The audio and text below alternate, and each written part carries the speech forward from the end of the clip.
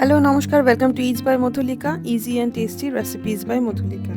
আমার রান্নাঘরে আপনাদের সকলকে স্বাগত।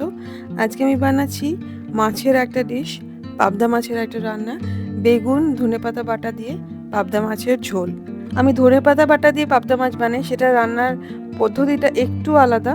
সেই রেসিপিটাও একদিন আমি আপনাদের সাথে শেয়ার করব, সেটাও খেতে ভীষণই ভালো হয়। এই রান্নাটাও কিন্তু খেতে দুর্দান্ত হয়। চলুন রান্নাটা শুরু করা যাক। আমি নিয়ে নিয়েছি 500 গ্রাম পাবদা মাছ। পাবদা মাছের মতো আঁশছাড়া মাছ ভাজতে গেলে ভীষণ ফাটে, তাই আমি একটু বেশি প্রিকশন নিই।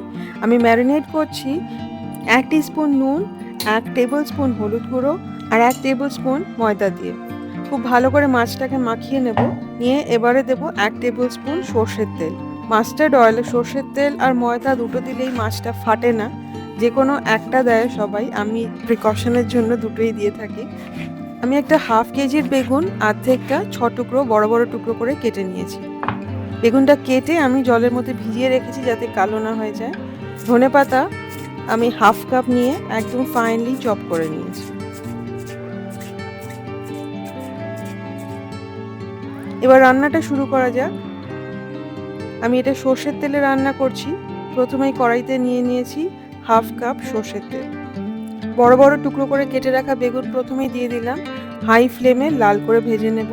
হাই ফ্লেমে ভাজলে তেলটা কিন্তু বেগুন অনেক কম টানে, আর সাদা বেগুনের থেকে কালো বেগুন কিন্তু তেল কম টানে। আমি যদিও আজকে সাদা বেগুনই ইউজ করছি, কিন্তু আপনারা যদি বাজারে কালো বেগুন পান তাহলে এই রান্নার জন্য কিন্তু কালো বেগুনই সবথেকে ভালো। বেগুনটা ভাজা হয়ে গেলে ভেজে নেব মাছ। মাছ আমি খুব বেশি ভাজবো না, খুব হালকা করে ভাজবো। এক একটা পিঠ, এক একটা সাইড 1 মিনিটের বেশি কিন্তু ভাজবো না। আর একসাথে অনেকগুলো মাছ দেবো না, তাহলে গায়ে গায়ে লেগে যাবে।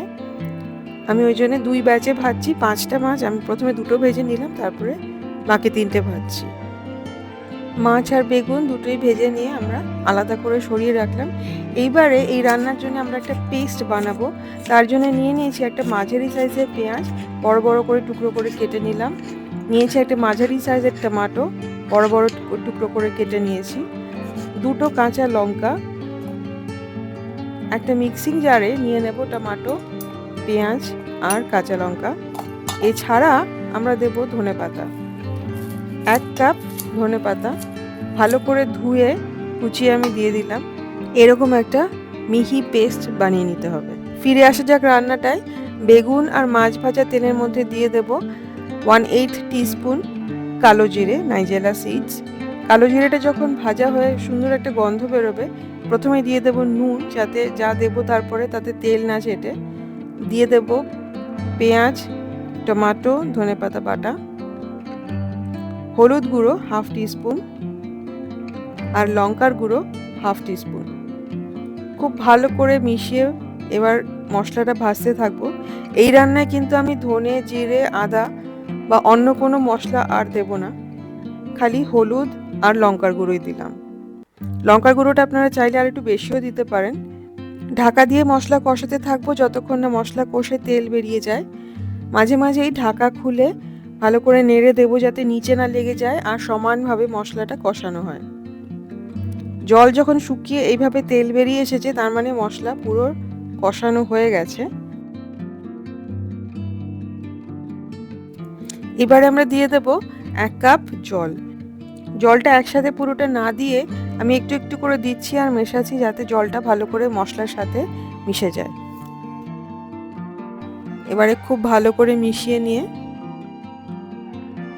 দিয়ে দেব বেগুনগুলো। খেয়াল করে দেখবেন ঝোল কিন্তু এখনো ফোটেনি।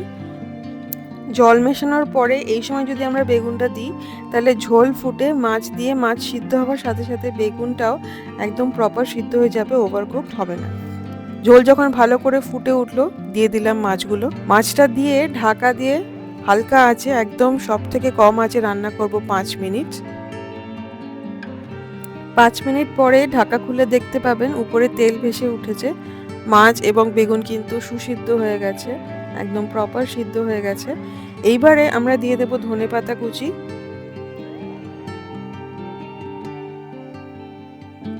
গ্যাস বন্ধ করে দিয়ে দেব কাঁচা পাকা লঙ্কা। বেগুন ধনেপাতা বাটা দিয়ে পাবদা মাছ একদম রেডি টু সার্ভ। গরম ভাতের সাথে এটা সার্ভ করবেন, খেতে সবথেকে বেশি ভালো লাগবে গরম ভাতের সাথে। সার্ভ করার আগে 15 মিনিট স্ট্যান্ডিং টাইম কিন্তু অবশ্যই দেবেন, এতে ঝোলের মধ্যে মাছটা মজে গিয়ে মাছটা খেতে খুব ভালো লাগবে, বেগুনটাও খেতে ভীষণই ভালো লাগবে। এই সহজ এবং সুস্বাদু রেসিপিতে পাবদা মাছ দিয়ে অবশ্যই ট্রাই করবেন এবং আমাকে কমেন্ট করে জানাবেন যে আপনাদের কেমন লাগলো। আশা করি আপনাদের ভীষণ ভালো লাগবে। রেসিপিটা ভালো লাগলে প্লিজ শেয়ার করবেন। আমার চ্যানেল ইটস মাই মধুলিকা অবশ্যই সাবস্ক্রাইব করবেন।